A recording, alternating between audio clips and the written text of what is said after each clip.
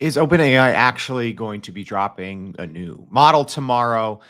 Perplexity just cashed in big time. Does that actually mean anything? Are they going to catch Google? And why did Dell cut more than 12,000 jobs? And what does AI have to do with it? All right, we're going to be answering some of those questions and a lot more today on Everyday AI. What's going on, y'all? My name's Jordan Wilson, and I'm the host of Everyday AI, and this thing is for you. It's your daily live stream podcast and free daily newsletter, helping us all keep up with what's going on in the world of generative AI and how we can use it to grow our companies and to grow our careers. So if you are brand new here, thank you for tuning in. If you're on the podcast, make sure to check out your show notes. As always, we'll have related episodes, ways that you can reach out to myself and our team, as well as a link to join our free daily newsletter. You need to be reading that. Also, Mondays are, for the most part, almost every single Monday, we bring you the AI news that matters. Yeah, because you could spend hours, literally, you could spend hours every single day trying to keep up with what's happening in the world of AI, and you could still be left behind. So leave that to us. We spend literally countless hours every single day keeping up, so you can be kept up without having to spend all that time. So let's go ahead. Well, actually, before we dive in, a quick reminder. Yeah, if you haven't already, go to youreverydayai.com and sign up for that free daily newsletter. And check out, when you sign up, check out our Thanks a Million giveaway. So to thank you all for helping the Everyday AI podcast hit more than 1 million downloads, we are giving away a year subscription to either ChatGPT, Claude, Gemini, whatever your favorite large language model is, as well as we're going to be giving away some other prizes. So if you have not joined the Thanks a Million giveaway, make sure to do that. Go refer some friends. There's other ways to kind of gain points and climb the leaderboard. All right, let's get into the AI news that matters for the week of August 12th. It's August 12th already, man. Poor summer. I miss summer. All right, so let's start at the top. And hey, live stream audience, thanks for tuning in. Let me know what you all think. Yeah, hey, Michael already knows. He's curious for the takes on strawberry. All right, but let's start with Perplexity and their big $250 million round that they just raised. So Perplexity, an AI answers engine startup, has raised another $250 million, valuing the company between $2.5 billion and $3 billion. So this report follows two significant fundraisers in the past 4 months, a $74 million round in January and another 500, and that one came at a $540 million valuation, and then $63 million in March at a $1 billion valuation. So already here, Perplexity has raised its value, at least from a fundraising perspective, by more than 2.5 times since March, as well as bringing in a ton of cash. So Perplexity's rapid growth and market attention are driving this new funding round, with existing investors like NEA and IVP likely to participate. Also, this news comes at some interesting times. So if you read our daily newsletter, you saw last week that Google's AI overview usage is down significantly, according to reports. So it seems that Google is pushing their AI overviews a lot less. And seemingly, it looks like people more and more are flocking to Perplexity. And if you are brand new here, don't worry. We've actually covered multiple times on how you can use and how even our team internally uses Perplexity. You should be keeping an eye on it. So the company is also developing an advanced enterprise pro product, integrating multiple large language models, such as OpenAI's GPT-4, Anthropic Claude, Opus, and Mistral. So Perplexity CEO Aravind Srivanis, I probably got that one wrong, highlighted Perplexity's enterprise tool, offering a unique advantage by incorporating all cutting-edge foundation models in one product. So this startup's impressive investor list already includes major VCs like Sequoia, Bessemer, and Kindred, as well as strategic backers like, NVIDIA, Databricks, and Bezos Expeditions. Yeah, that whole company that you may have heard of, Amazon, their founder, Jeff Bezos, and his Bezos Expeditions. Also, according to reports, Perplexity has processed 75 million user queries this year and is currently on an annual recurring revenue of $20 million. So the need for additional funding, though, is partly due to the high cost of compute resources required for AI services, although the price of compute has gone down significantly in the past few quarters. Also, the rapid rise of fundraising from Perplexity mirrors the fundraising strategies of other high growth startups like OpenAI and Anthropic. And at least OpenAI has also just announced a couple of weeks ago Search GPT, which is a similar version, I guess a competitor per se, of both Perplexity and of traditional and AI powered Google search.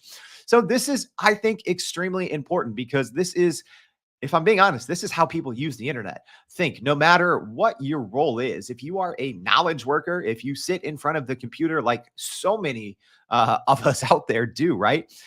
Your day, whether you know it or not, is dominated by how you retrieve information off of the web, how you collect that information, and ultimately what you do with it. So Perplexity, was kind of the first answers engine, so to speak, and now we've seen since then Google's AI overviews, which reportedly are being shown less and less, and not doing too well. And now we have OpenAI's Search GPT product, which we've talked about here on the show a lot. And that has actually led one of their primary founders, OpenAI's primary founders, Microsoft, to now list OpenAI as a competitor.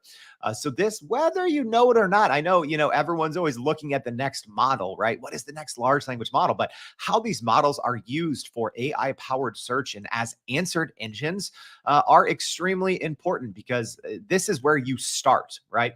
We also saw some reporting about Google's kind of deal with Apple to make Google the default search engine inside of Safari fell through. So really, how the everyday person goes about and retrieves their information, where do they start? And what sites do they ultimately use? I know it sounds like a small thing, but for the future of business, it is actually big. And obviously, Perplexity. If you haven't already used it, and if you don't already think it is a household name, number one, go get used to using it. They have an okay free plan. I believe you get 5 kind of pro searches every couple of hours, which for a lot of people may be enough.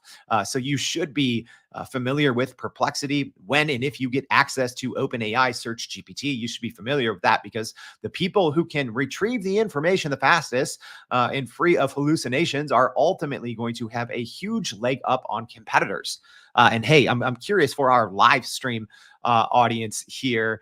Yeah, sorry, it looks like we have some LinkedIn problems today. Yeah, we get that a lot. But yeah, let me know. Are you loving Perplexity like Jay here?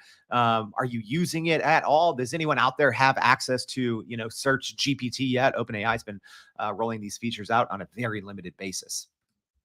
All right. Our next piece of AI news for today. Well, Apple is unlikely to be charging for AI features, at least anytime soon. So recent reports from Bloomberg show that Apple could start charging up to $20 a month for advanced AI features, but analysts are believing that this is at least 3 years away. So according to Mark Gurman from Bloomberg, who I believe is one of the top reporters in the world, at least in getting Apple scoops. So according to his reporting, Apple is eventually trying to monetize its advanced AI features, but not until they have developed more sophisticated functionalities. So yes, this newest report comes after some some rumors swirling around that Apple was going to start charging for its new Apple Intelligence, even though it is not yet generally available. So this announcement obviously comes after Apple announced at its WWDC conference in June that it was partnering with OpenAI to provide some direct integrations with its ChatGPT's GPT-40, as well as offering some kind of edge or on-device AI features as well. So Apple is kind of going about this in 2 different ways. So some more basic queries will be handled on Apple's new Edge AI, so on-device model. And then for more powerful or more resource-heavy queries, it will be going straight to GPT-4. So this should be interesting because Apple has already delayed the release of what they are calling their Apple Intelligence once. So, I mean, we'll see if this is delayed again. But new reporting here kind of clears up some early reporting because it sounded like Apple may start charging literally $20 a month for some of its Apple Intelligence features right away. But now we are seeing that this premium price to get better AI on your phone might not be coming for a couple of years. So, analysts argue that charging for basic AI functionality would be impractical as Apple is playing catch up to competitors in the AI space. And the Bloomberg report suggests that it will take Apple at least 3 years to kind of create this more advanced AI tier that are maybe worth charging for, noting that right now that this timeliness is maybe a best case scenario. So users can continue to use Siri, kind of the non very AI, not very smart Siri 1.0 and other quote unquote Apple intelligence features without additional costs when they will be rolled out. We'll see September, October, whenever Apple actually ends up rolling all of these features out. But this development does indicate that Apple is focusing on improving its AI capabilities before considering any monetization strategy. And guys, go back to June. We were actually, I won't say the only, but we were the first, whether you want to call us a news organization or not, we were the first one to report on this paid tier. Apple kind of slipped it into their keynote. No one, literally, no one talked about it in the 1 week after the keynote, except for us here at Everyday AI, because they did say that advanced kind of features might require the paid version of ChatGPT in the future. And obviously, that would require additional costs for potentially Apple users, which we reported on. So, now we're seeing that at least if you are an Apple user and, kind of this new Apple Intelligence should be rolling out to if you have an iPhone 15 or higher, or a Mac that has at least an Apple M1 chip or higher. So we will be seeing this first iteration of Apple's intelligence. Yes, Apple actually is trying to rebrand artificial intelligence and call it Apple Intelligence. I know if you're listening on the podcast, I'm rolling my eyes because in typical Apple fashion, they're trying to say, oh, we created AI. No, you didn't. So it should be interesting how this ultimately rolls out and when and if Apple will actually be charging users. But so many of these features that I think Apple teased in its keynote, they are going to require the more premium version of GPT-4o. And what also happens when and if OpenAI decides to maybe make that free mode of GPT-4o maybe not as powerful. And I think that that may ultimately impacts Apple's long-term viability as being a top company in the world, right? Because I think that so much of a successful rollout for Apple, which is a huge deal, you cannot overlook this, right? So Apple has been more than a year behind most of its competitors like Google, like Microsoft, like Samsung, right? Even on the hardware side, they've been more than a year behind all of their biggest competitors in terms of bringing artificial intelligence to its consumers. So they got to get it right. And largely, they are relying on this partnership with OpenAI and using OpenAI's kind of free model. So, yeah, a lot of it is going to depend on how that partnership pans out and when and if Apple ultimately does start charging a premium for some of these more advanced features. All right. Yeah. Let me know for our live stream audience. Michael is saying Apple is hilarious. But yeah, what do you all think? And hey, if you're on the podcast, you can always reach out as well because this is pretty big, right? And we talked about this in our newsletter, a deep dive. And this is why you have to go read the newsletter, right? Because the three largest companies in the world right now are kind of overly reliant on open AI. And there's been a lot of turmoil and drama. We're going to be talking about that here soon, giving you the AI news that matters for the week. But I mean, you literally have the three largest companies in the world in Apple, Microsoft, and NVIDIA. Either they're marquee technology is reliant on OpenAI, or in NVIDIA's case, OpenAI has been historically one of its largest customers, training the original GPT models on NVIDIA's GPU chips. So, pretty interesting to see how this one will ultimately shake out. All right. Speaking of things shaking out, Dell is going to be cutting thousands of jobs amid a shift to AI products and services. So, Dell is set to significantly reduce its workforce to focus more on AI products and services, impacting thousands of employees. So, according to recent reports, Dell plans to cut approximately 12,500 jobs, primarily those in sales and marketing, as part of its strategic shift towards AI. So executives Bill Skinnell and John Byrne emphasized the need to streamline operations and invest in AI capabilities, stating, quote, "We are getting leaner." Yeah, you're going to be seeing a lot of that here in quarter 4 and quarter 1 of 2025. So Dell is creating a new unit dedicated to AI, focusing on AI optimized servers and data center solutions. So this huge job cut news from Dell follows a previous round of job cuts in 2023, where Dell eliminated a similar number, 13,000 positions. In May, Dell announced their new Dell AI Factory to integrate AI more deeply into its product lineup, including AI optimized PCs and workflows.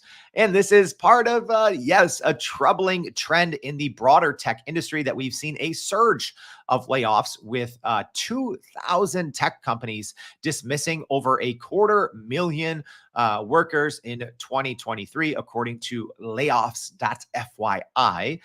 Pretty interesting site, by the way, if you've never visited layoffs.fyi. So a lot of times when we talk about job cuts, we may be using that as a source. So other major tech firms are obviously following suit, such as Intel, Google, Amazon, and Microsoft, who have also announced some significant layoffs, reflecting ongoing adjustments in corporate strategies. Yeah, speaking of, one of Dell's, I wouldn't say one of their main competitors, but a competitor and similar company in Intel, announced earlier this month their own plan to lay off nearly 15,000 workers to save over $10 billion by 2025. Also, a crucial shift to focus more on AI. So the layoffs are part of the broader cost cutting measures and a pivot toward increasing automation and AI integrations within operations at big tech companies. Y'all, I'm not going to sugarcoat it, right? AI is going to take more jobs than it is going to create. I've had literally hours of podcasts on that topic. That's not what this today's show is about, but I will always be honest with you all, right? So many people out there, when they talk about AI, they're like, oh, yes, it's going to create more jobs than it will take. No, that is not the truth, right? That's not the truth. I don't care what report you're looking at. Ultimately, I think, and what research shows and trends show, and if you follow the money, because when these big tech companies, when they announce that we're cutting 5,000, 10,000, $15,000, and we're going to focus on AI, guess what happens? Their stock goes up, right? So humans lose full-time jobs. Companies get more AI, and their stock goes up. And, we think that is a healthy indicator. Whether it is or not, that's obviously up to, I guess, future humanity to decide. So yeah, without going on to a small tirade down this road, and like I said, we've covered this before. We covered this in our very first episode of Everyday AI a year and a half ago. We've covered this in depth in our 1 year anniversary episode a couple of months ago. Kind of this, what I will say is kind of just a fib, that AI is going to create more jobs than it takes away, which I do not think is going to be ultimately be the truth. So keep your eyes on this space, especially with big tech companies. I've been saying this for literally since almost day one at Everyday AI. I've always had a feeling that we were going to really start to see this in quarter four of 2024. And here we are, about a month or so away from quarter four. And I think it is going to get a little messy, mainly because what's happening pretty soon and our next piece of AI news. Yes, the US elections. All right. So let's go ahead and I'm going to start with this, y'all. I keep everyday AI non-political, right? And there's been a lot of, AI and politics, and we'll cover the basics, and we never dive into it too deeply. But I do want to go ahead and put that preface out there. This is not a political statement. This is the actual factual news, and I think it's important to talk about. So, former President Trump falsely claimed that an AI generated crowd gathered at Kamala Harris's rally. Yes, this is actually real. This actually happened. All right. So, former President Donald Trump has included Vice President and presumptive Democratic presidential nominee Kamala Harris's campaign of using artificial intelligence to fake crowd sizes at her rallies, a claim that has been refuted by every source. So, in a post on his Truth social media network, former President Trump alleged that a crowd gathering to greet Harris at Detroit Metropolitan Wayne County Airport was quote unquote fake and AI generated. The Harris campaign responded, stating the photo in question was taken by a campaign staffer and had not been altered with artificial intelligence. Independent media reports, including the Associated Press, local news stations there in Detroit, reported approximately 15,000 people attended the rally. And multiple sources, such as bigger ones there, the Detroit Free Press, M Live, the Detroit News, and Getty Images, have shared photos and videos showing a large crowd gathering at the event. So also video footage from NBC News, PBS, and C-SPAN captured Harris and Minnesota Governor and presumptive Vice President in running Governor Tim Walz arriving at the rally, further supporting the presence of a substantial audience. So, yes, this sounds confusing. And again, I am not getting political here, but we have to understand what's going on because actually, you could say people from both parties from the US and here in the US, both on the Republican and the Democratic side, have been using AI to try to pull quick ones or to try to distort the truth. But this is by far the highest ranking official that has done this so far in former President Donald Trump. When, I won't say that this kind of crowd was going viral, but there was reporting on loud crowds gathering. And then former President Trump said that this was fake and it was AI generated when it was obviously not. So again, not going down the political route. We try to stay out of this, but especially for our audience here in the US, this is extremely important. And this is why, right, if you go back to Sam Altman had the CEO and one of the founders of OpenAI, he had a very long, in-depth interview a couple of years ago with the popular podcaster Lex Friedman about, hey, what are you concerned about with AI, with ChatGPT, with artificial intelligence? And one of the things there, two of the things he said is number one, economic shock, which I think we will see at some point soon, and number two, he said disinformation. So I do think that kind of how for maybe I don't know the last 10 or 20 years, there's been kind of this excuse where, oh, this is photoshopped, right? If someone gets in trouble and there's a photo, someone says, oh, that's photoshopped. It's not real, right? So now we are going to start seeing this both at high levels now in US politics and everywhere else as the power and capabilities of AI increases, and it is getting scary good. There's actually some, I don't know if I would call them breakthroughs over the weekend, but definitely breakthroughs over the weekend of now it looks very easy to replicate almost anything. So lip syncing is not there, but you can take a photo of anyone out there. You can create a photo now with Mid Journey or a new open source kind of competitor that's been gaining a lot of steam in Flux, and you can make it look extremely real, right? And it is going to be very hard for the average person to understand what is real and what is not. And yes, it will unfortunately take these kind of stories that are bringing AI to the national political level at the highest office in order for the rest of society to start having these conversations. And yes, it is going to be weird. It is going to be fast and it is going to be furious. But the internet, I think, is going to be a weird place in the coming year or two because it is so easy now to make anything look extremely real that did not happen. So yes, it's a wild time. So you do need to, especially before you share anything online, it's always a good idea to validate the source, right?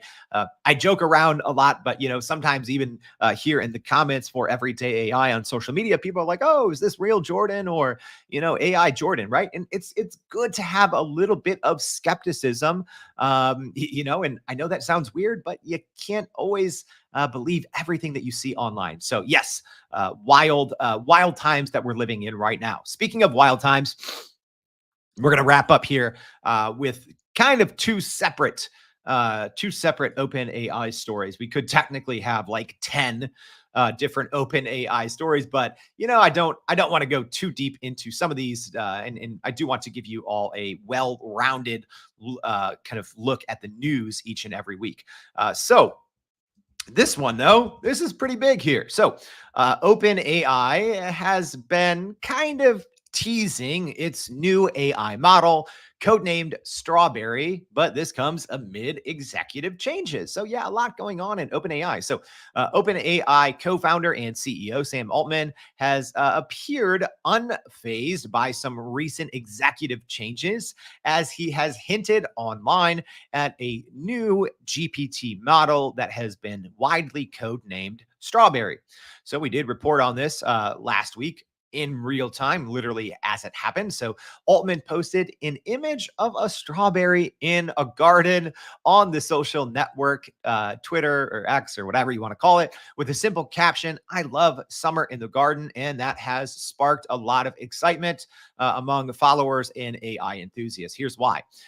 Because the AI community is speculating that this is a reference to a new foundation model from OpenAI, potentially equivalent to an anticipated GPT-5 or GPT-45, GPT-40 large, whatever the next model may be called. But speculation has it that this new update could be revealed the morning of Tuesday, August 13th.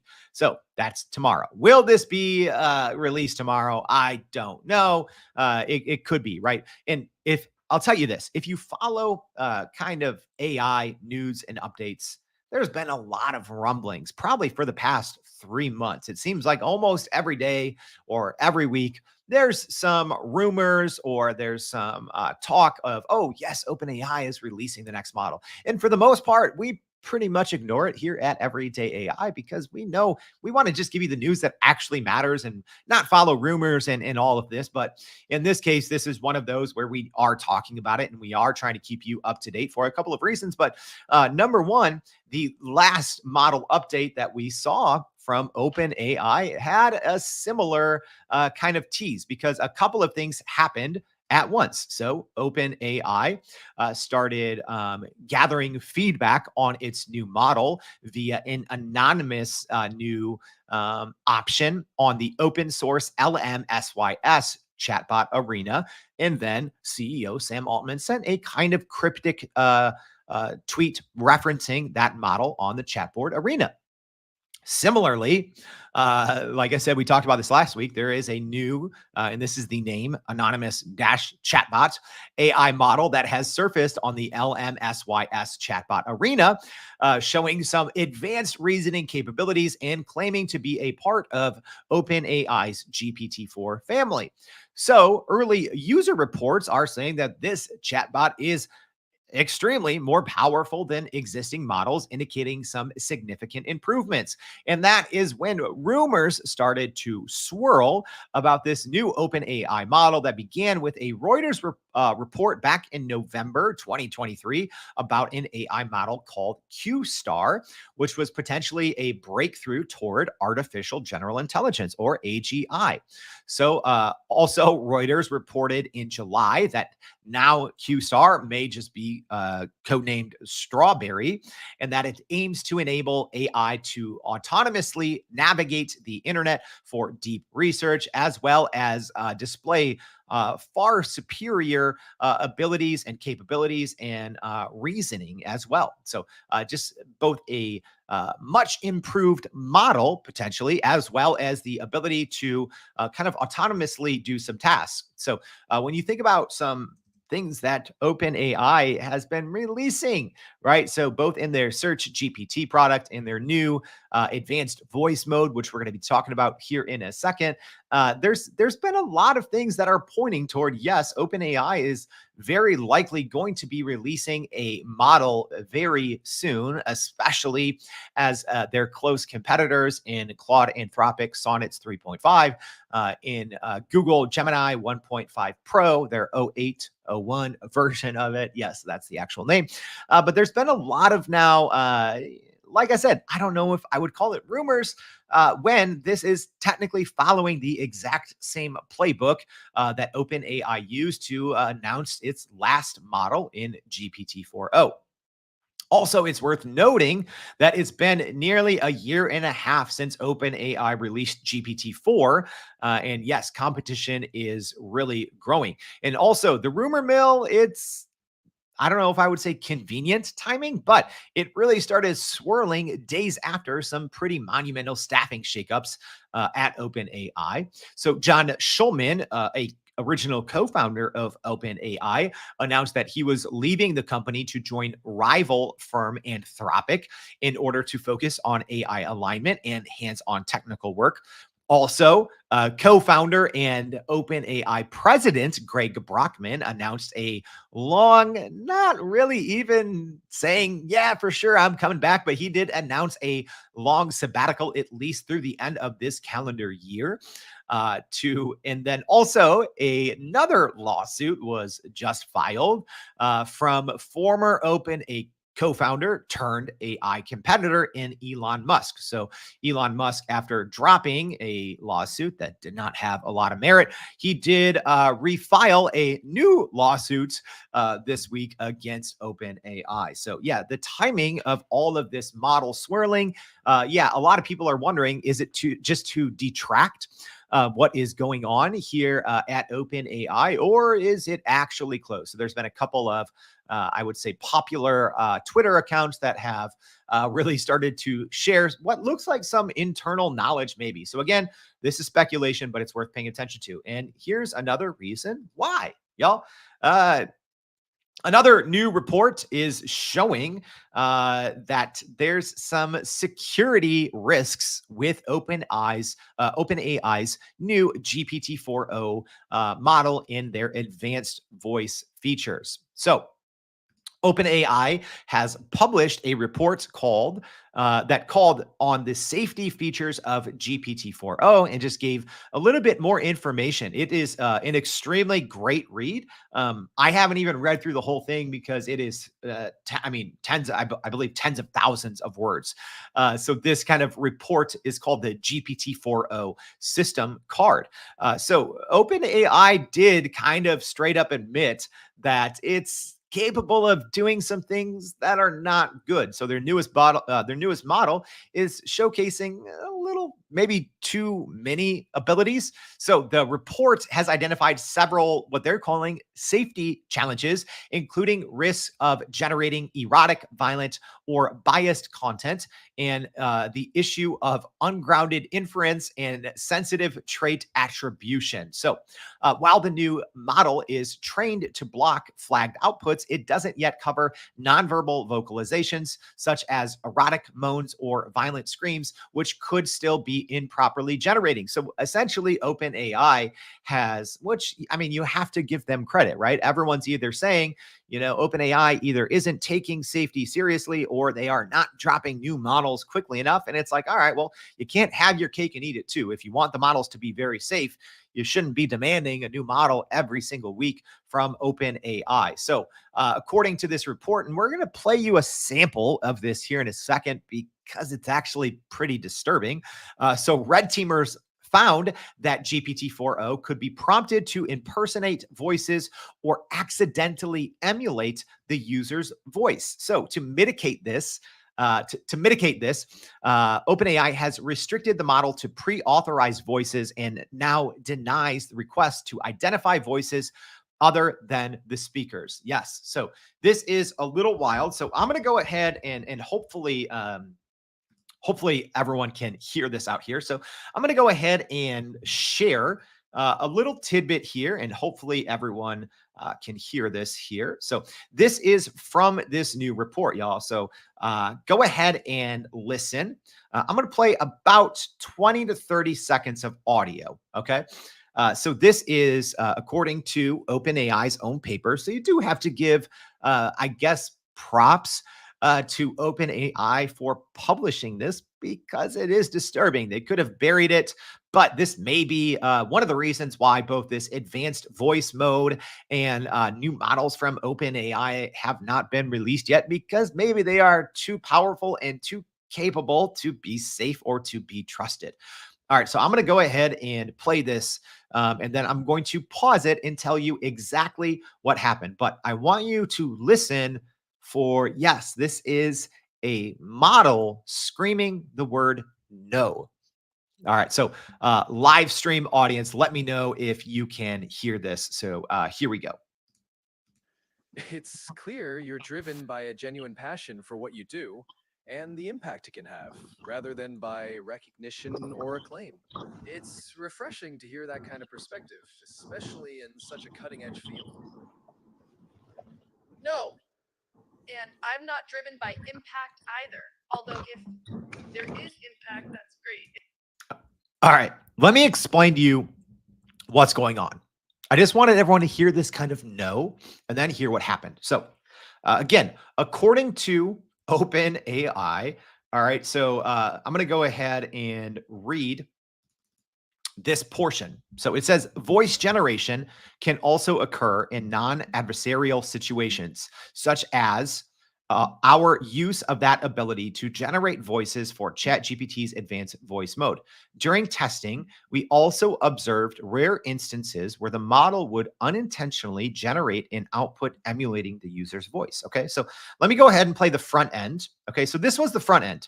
This, again, just appears to be a woman talking to this new advanced voice mode inside of ChatGPT. Ready? So this first part is a human woman. Ready?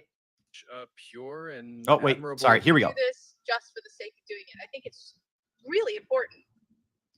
Okay. So that little, I should have started with that. Ready? So this is a human woman who is using this new model. Ready? This 3 seconds. Do this just for the sake of doing it. I think it's really important. That's Okay. So now what we have next is one of the predefined voices inside of ChatGPT's new advanced voice mode. So now this is a ChatGPT voice responding back, right? And it sounds very human, low latency, but this is one of the features and what a lot of people are excited about. Okay. And then I'm going to hit pause right after we kind of hear this. Yes, this is a model screaming no. And then let me explain to you what happens next. such a pure and admirable approach. It's clear you're driven by a genuine passion for what you do and the impact it can have, rather than by recognition or acclaim. It's refreshing to hear that kind of perspective, especially in such a cutting edge field. No, and I'm not driven by impact either. Although if there is impact. All right. So now when this woman's voice comes back on, that is not the woman. Yeah, it's pretty scary. So again, This voice here at the beginning is the human woman using the advanced voice mode, right? Do this just for the sake of doing it. I think it's And now this next voice is ChatGPT that has unintentionally cloned the user's voice without consent. So listen. it's just like imagine being on the edge of the earth, just because That's scary, right? That's scary. Like I cannot lie to you. When I read this, I believe that OpenAI released this GPT-40 system card on Friday afternoon. I mean, it's a little chilling, right? And when I tell people that, yes, like I don't think the average person really understands what artificial intelligence and large language models are capable of, right? Great promise.